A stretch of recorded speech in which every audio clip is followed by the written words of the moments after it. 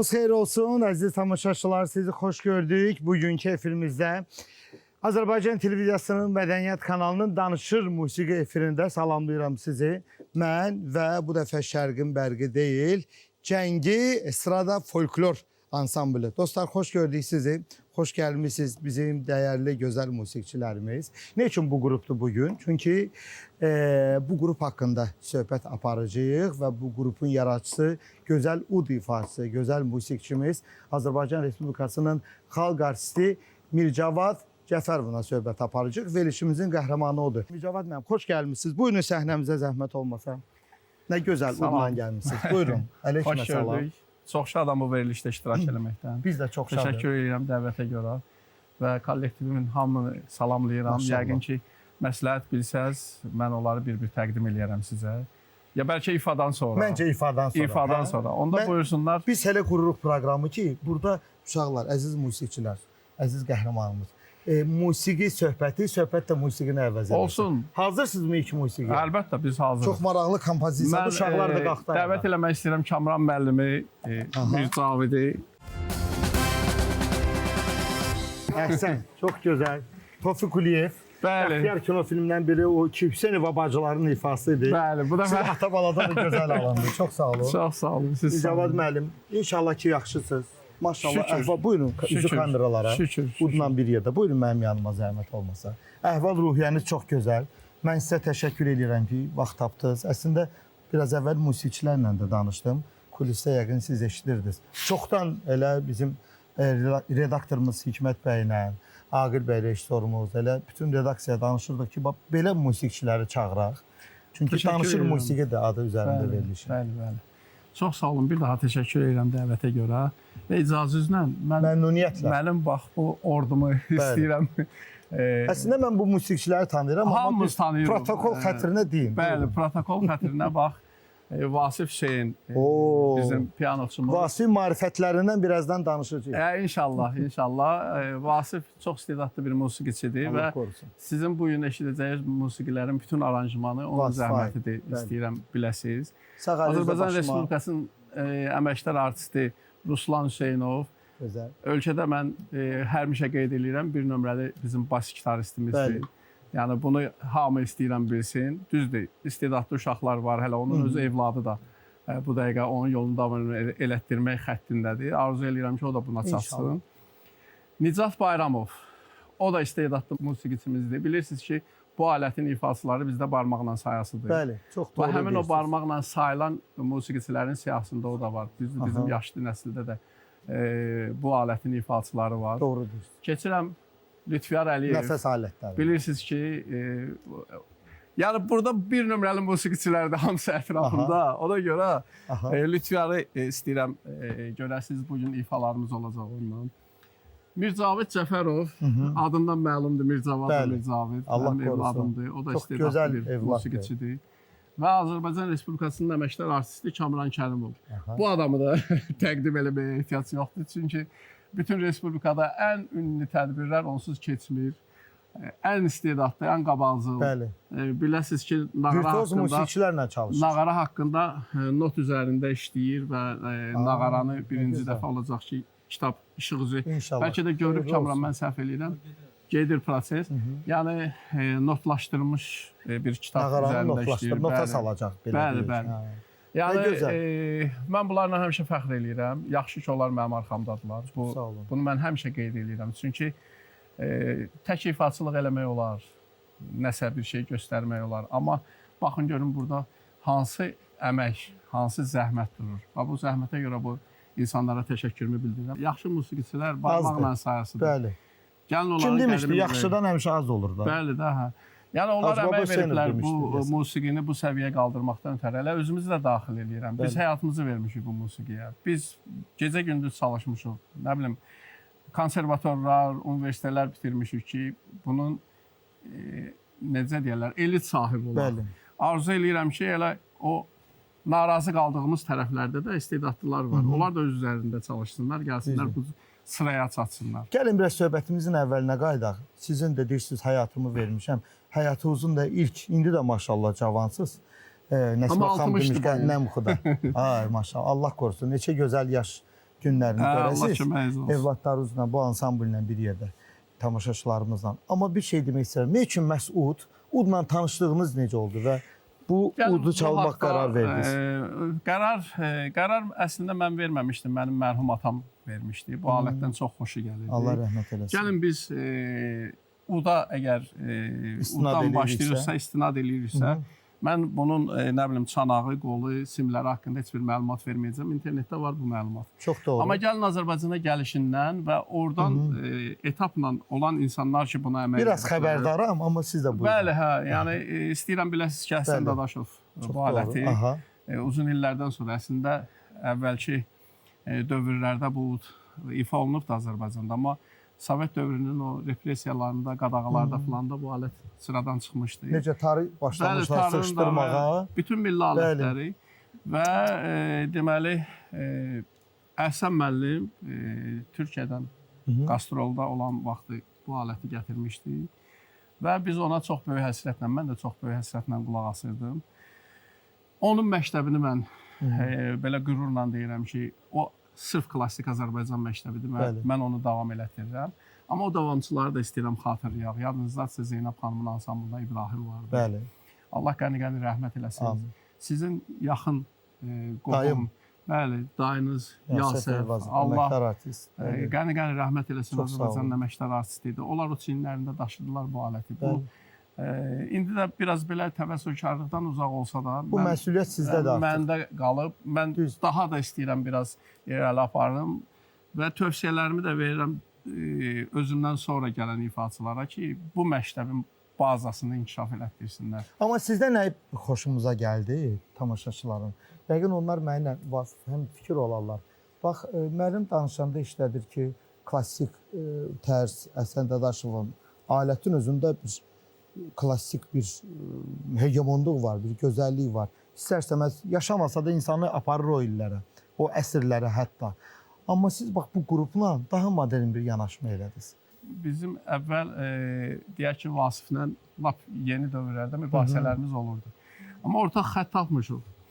Vasifdə mən də ruhən bu Azərbaycan musiqisinin inkişafı üçün canı dildən çalışırıq. Bizim repertuarımızda Güllü qafiyə, Qara qafiyə. Sonra hansı mahnılar var ki, biz onları aşıq musiqilərini biz ədəbiyyatçınas olub getmisən Vasif. Qafiyə tutursan. Yox, məsələ burasındadır ki, bu çox vacib şərtdir ki, bizim müasir gənclərimiz bu haqda məlumatlansınlar. İndi bizə nə lazımdır?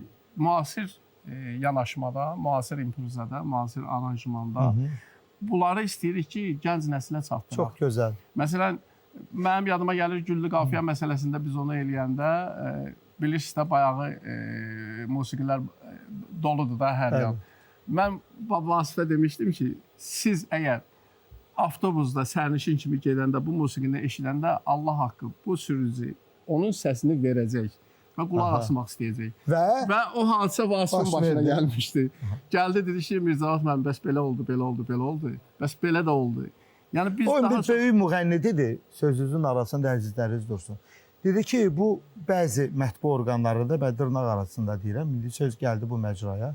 Deyir, onlar elə deyir, çalışırlar, idarə etsinlər və ki, konsertdə deyir. Deyir, bunu atırlar sizin boynunuza, siz tamaşaçıların boynuna, dinləyicilərin. Bəzən görmüşsünüz də, eşitmişsiniz, belə bir ifadə var. Tamaşaçı bunu istəyir, xeyr. Xeyr, elə şey yox. Sən gözəl bir produksiya ver, gözəl bir fikir ver, bir dəfə qulaq asmayacaq o insan. Musiqidən xəbərli yoxdur da, indi bizim xalq onsuz da musiqili xalqdır, bizim ürəyimizdə ritim var.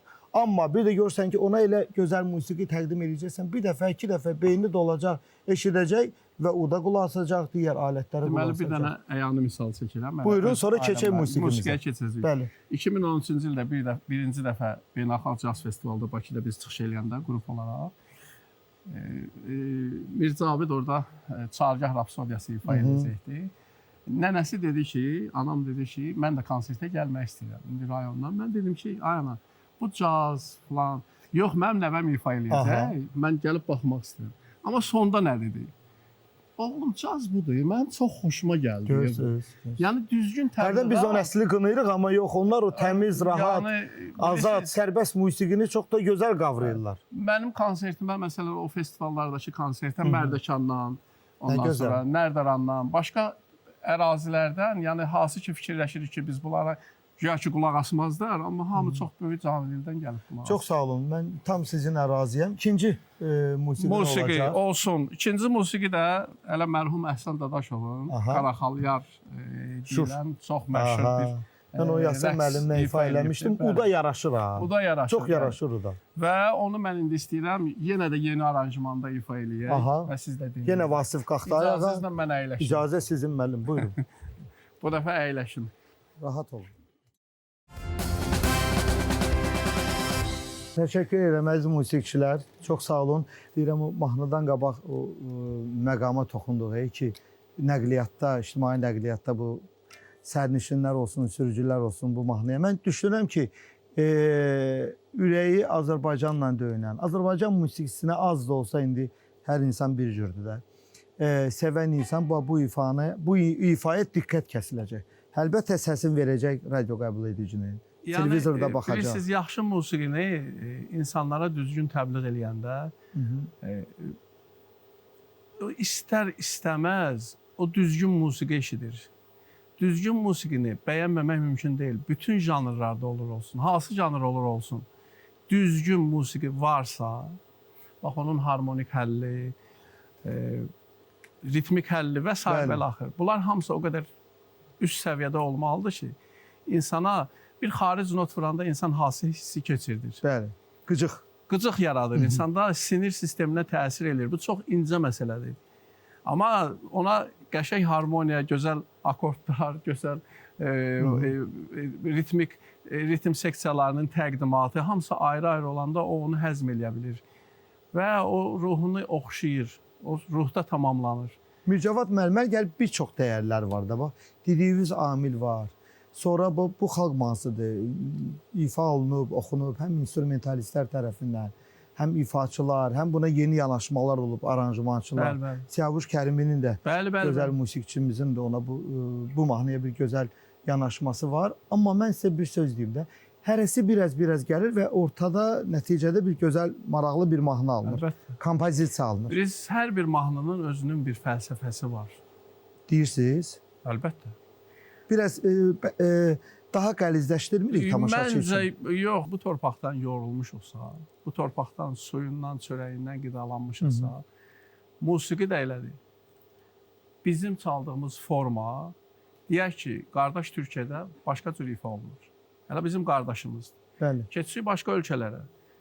Hamının özünün öz xarakteri, öz duyumu, öz hissiyatı, öz torpağının, suyunun verdiyi bir can var. Bəli. O can musiqidə də həll olur. Bir nemət var. Bu musiqidə göstərir özünü. Bəli, o da musiqidə də biz məsələn xarici qastrol səfərlərindən 4-5 ay olar da, biz Hollandiyada konsert verdik məsələn. Ondan qabaq bütün ölkələrə qastrol səfərlərinə gedirik. Neylə sevilmək olar? Ancaq öz musiqinlə, öz musiqinin təqdimatı ilə. Bu çox vacib şərtdir. Biz gedib onları ifa eləsək, onların öz ifaçıları var. Öz janrları, öz xarakterləri, əslində gözəl də ifa eləyərik, amma təbii ki gözəl ifa eləyək. Mən demirəm ki, biz onu ifa eləməyək. Amma mən gedmişəm Hollandiyaya. Mən onlara bir dənə ərmağan, biz Holland musiqisini çox populyar olan... Jest olaraq eləyə bilərik. Amma nə ilə? Tar və saksafonla. Biz onlara öz musiqilərini, öz milli alətlərimizin və onların öyrəşdiyi alətlərinə çox modern yanaşmadır, çox da gözəldir. Bizim bu şeyləri ərsəyə gətirmək üçün o qədər mübahisələrimiz olur ki, neyniyək? Neyniyək ki, biz özümüzü tanıdaq. Bu çox vacib şərtdir, mənə görə.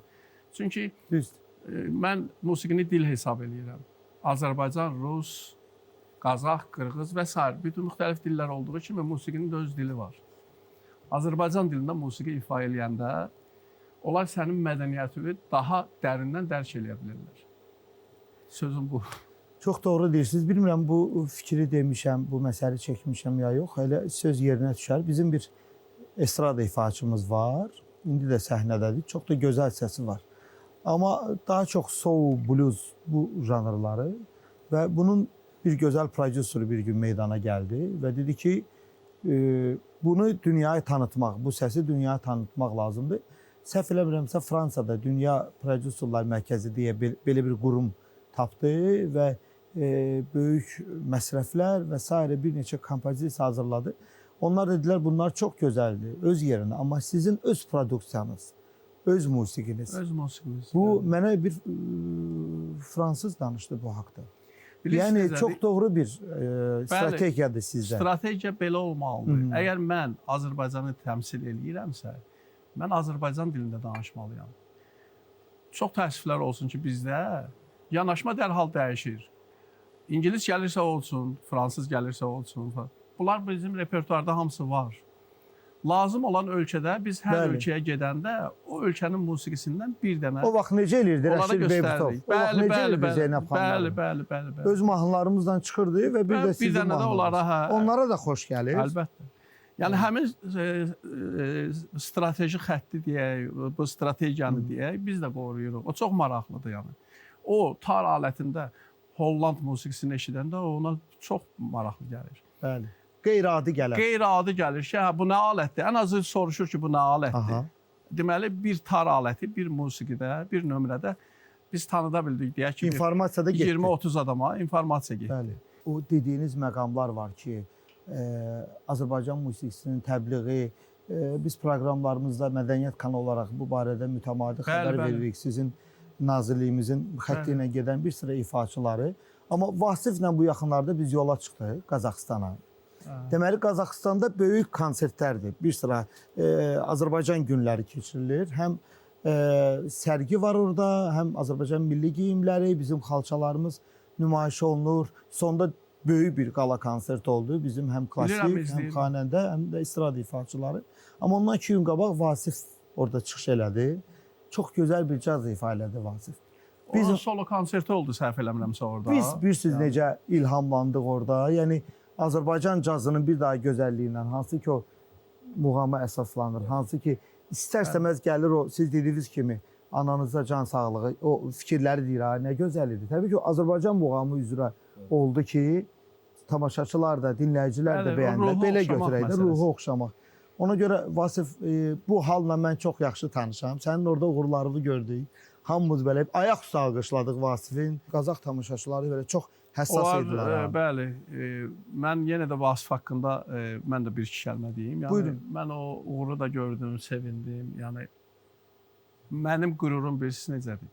2013-cü ildə heç kimin eləmədiyi, adətən bir pianoçu əyləşir və caz ifaçıları, mən 2 pianoçu səhnəyə gətirdim və onların ikisinin fərqli yanaşması və sonda onların birləşməsini göstərdim. 2013-cü ildə YouTube-da var, baxa bilərsiniz. Və sevinirəm ki, bu 2 ifaçının biri Vasif Hüseyn, o birisi isə Tural Qasımlı, Norveçdə təhsil alır. Yəni, daha da təkmilləşdirir, orada konsertlər verir.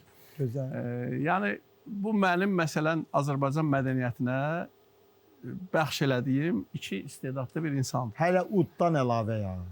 Yəni, mənim axı missiyam da var da, mən indi bu ansambla rəhbərlik eləyirəm.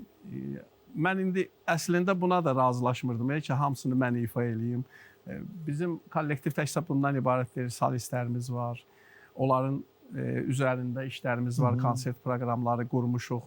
Mən də oxumuşam bir neçə dəfə. Siz bir verilişdə bir dəfə biz bir yerdə ifa eləmişik. Yəni, deməyim odur ki, təkcə missiya ondan ibarət deyil ki, mən artıq bu hərdən yada düşəndə mən də deyirəm ki, hə, mən də bu musiqidə varam.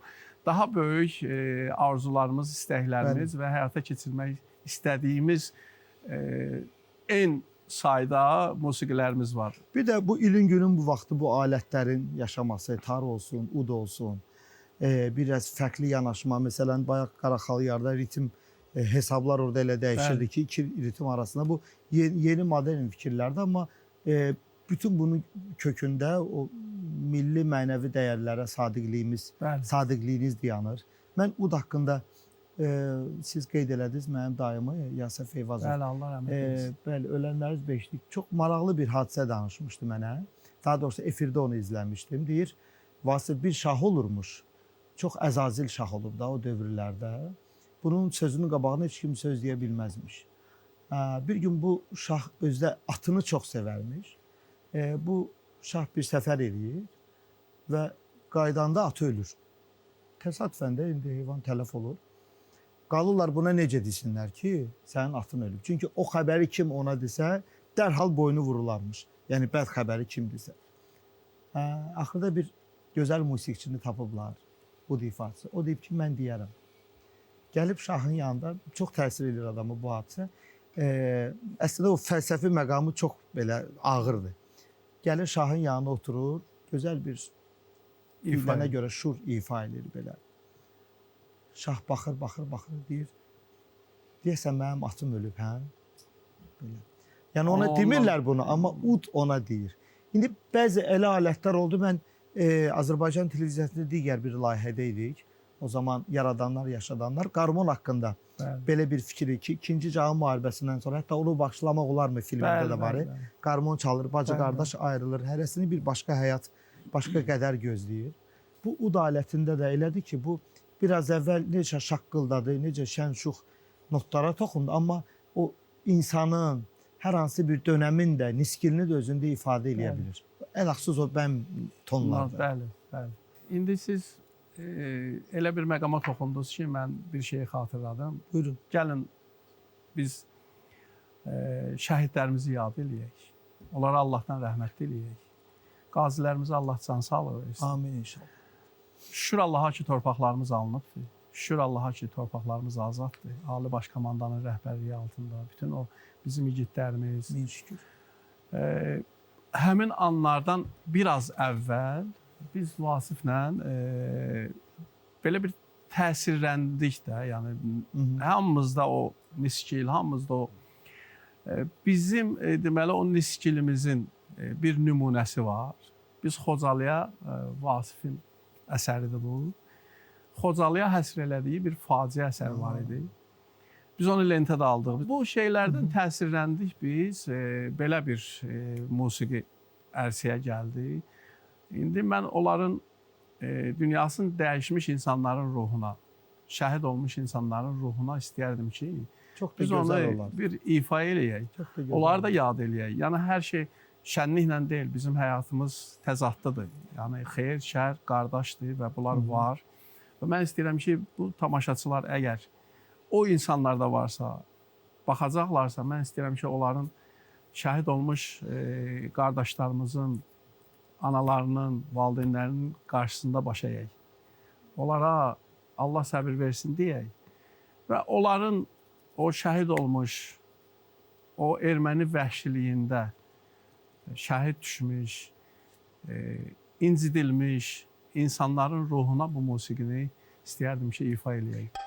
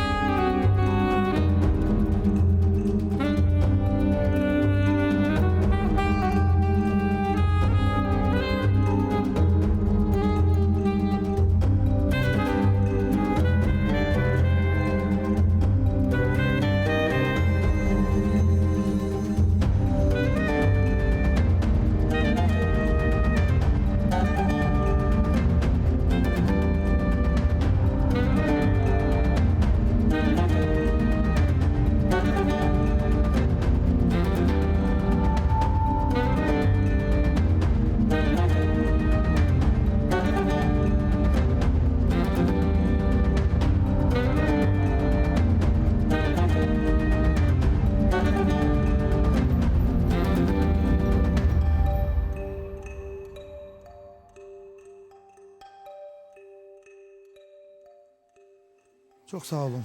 Siz Çox sağ olun. Allah bir daha Təşəkkür edirik. şəhidlərimizə rəhmət eləsin inşallah. Allah sizi qorusun. Biraz əvvəl dediniz Hollandiyada, məsələn başqa ölkələrdə. Başqa Avstriyada, Norveçdə, Türkiyədə, Fransada, Koreyada, Almaniyada, yəni Mücavad müəllim, necə keçir bu səfərlər? Biri-birindən fərqləndirən cəhətləri nədir? fərqləndirən cəhətlər deyim. Bax, bizim qarşıda bir səfərimiz var. İndidən səfərbər olmuşuq yeni proqramla. Yəni mən məsələn bir şey deyim sizə. Mən çox fədakar insanam. Özümü tərifləyim biraz. Fədakarlıq nədən ibarətdir?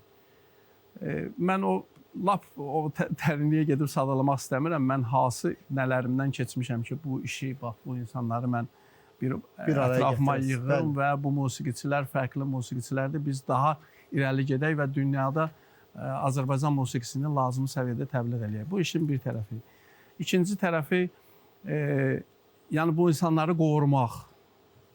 Musiqiçini bilirsiniz də, qorumaq çox önəmlidir. Yəni səhər saat 9-dan axşam saat 5-ə qədər deyil musiqiçinin işi.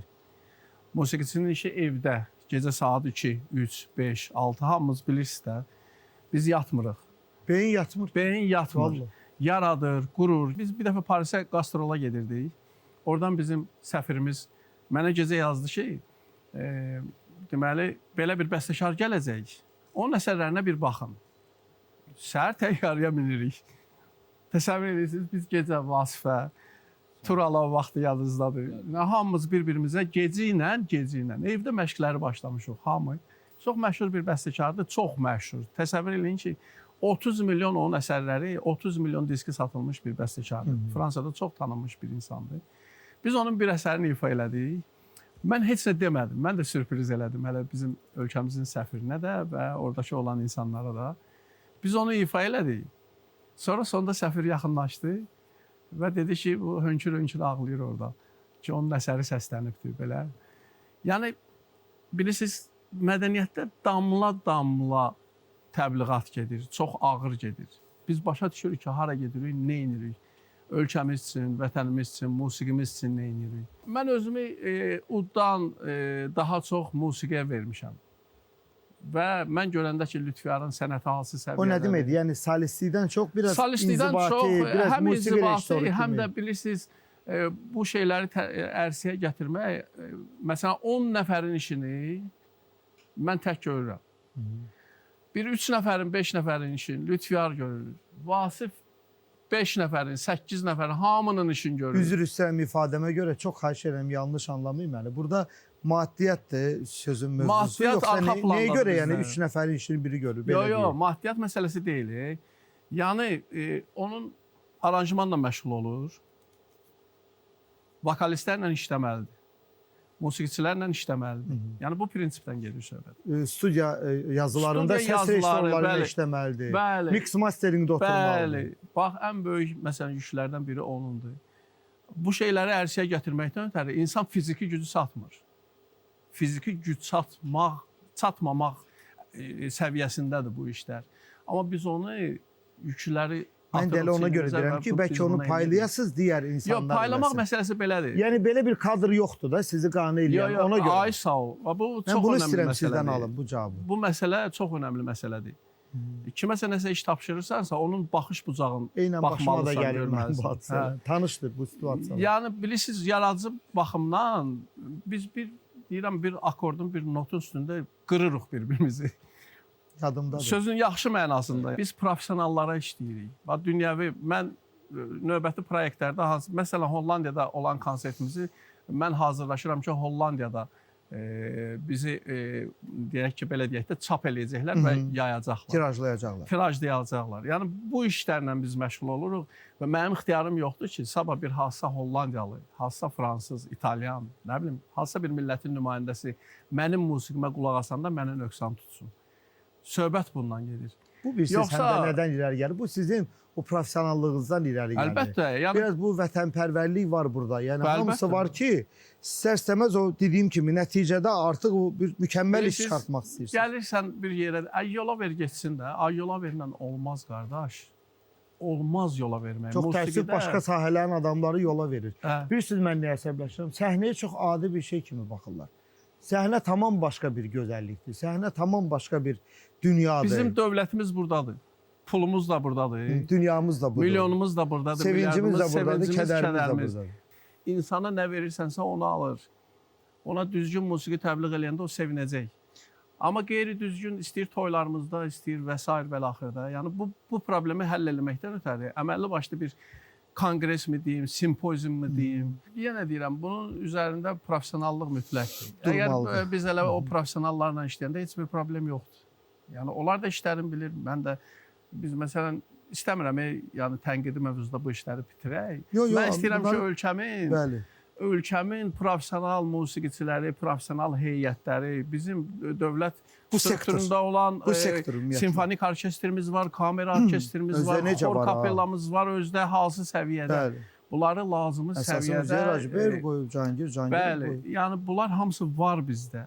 Nəsə bunlar elə fikirlərdir ki, açığı bu mövzuda çox geniş danışmaq olar, amma siz elə musiqinizlə bu informasiyanı ötürürsünüz. Bu istiqaməti ötürürsünüz tamaşaçılara, lazımi orqanlara. Mən belə düşünürəm ki, yanılmıram da. Daha bir danışır musiqinin sonlarına artıq gəlirik, amma bilirəm sizdə repertuar çox fərqlidir, çox genişdir. Mən məşqlərdə işlədim, Polad Bülbüloğlu'dan çox gözəl bir mahnı var sizdə. O da bir əslində Polad müəllimin yubileyi oldu bu yaxınlarda. Bəli, çox da möhtəşəm keçdi. Amma biz bunu təxminən 5 il bundan qabaq deyəsən. Düz 5 il bundan qabaq, hələ Polad müəllimə həsr elədiyi o yubileydə biz ona 5 il öncəki yubileydə. 5 il öncəki yubileydə və ona Allahdan can sağlığı diləyirəm. Bizim uzun müddət rəhbərimiz də olub. Polad müəllimdən uzun müddət onun rəhbərliyi altında qastrollarda biz iştirak eləmişik və onun hansı avtoritetə, hansı hörmətə layiq olduğu, hansı çəkiyə layiq olduğunu xarici ölkələrdə bir epizod demək istəyirəm sizə. Moskvada otel var, adı yadımdan çıxdı. Rusiya çox böyük oteldir. Bu qapıdan çıxırsan, gedirsən, nə qədər fırlanırsan arxa qapıya çatmaq üçün. Çatanda acıyırsan. Çatanda acırsan. Deməli, Polad müəllim qabaqda gedir, biz də onun arxasıyla konsert zalı yaxındır, biz oraya getmək istəyirik. O gedə bilmədi. Bütün nə qədər insanlar oradan keçənlər onun qarşısını kəsdi. Polad Bülbüloviç falan. Biz bir yarım saat, 40 dəqiqə azından oradan oraya gedənə qədər Allah haqqı bir insan olmadı ki, onun yanından hələ belə keçsin. Mən sizə minnətdaram. Siz başda olmaqla bütün cəngi ansamblinə ki, sağ olsunlar uşaqlar bax gəldilər sizinlə, bizimlə bir yerdə daha bir gözəl danışır musiqini bugün nöqtələməyə məcburiyyətindəyik. Mircavad müəllim, sizə can sağlığı, çox sağ olun. 30 yaşınız mübarək olsun. Neçə gözəl yaş günləriniz, yubileyləriniz inşallah sizin olsun, tamaşaçıların, bütün dostlarla bir yerdə və yeni kompozisiyalar gözləyirik sizdən. İnşallah. Bilirəm ki, siz dayanmırsınız. Bu yaxınlarda konsert verdik biz. Deməli, mart ayının 30-da. O konsertdə lentə yazılıbdır. Keçən ilki konsertimizdə lentə yazılıb. İndi tamaşaçılara təqdim eləyəcəyik və fürsətdən istifadə edib mən də sizin rəhbərliyə, sizin bu verilişə, bunu təşkil edənlərə öz təşəkkürümü bildirmək istəyirəm. Çox sağ olun. Və Polad müəllimin Aman Ayrılıq musiqisini biz yenə də öz təqdimatımızda təqdim eləmək istəyirik. Bəli, tamaşaçılar, bugünlük danışır musiqidən bu qədər. Cəngi Estrada Folklor Ansambli, ansamblin bədii rəhbəri, Azərbaycan Respublikasının xalq artisti Mircavad Cəfərov qonağımız idi. Minnətdarıq dostlar sizə və musiqi ilə başladıq proqramımızı musiqi ilə də nöqtələyirik.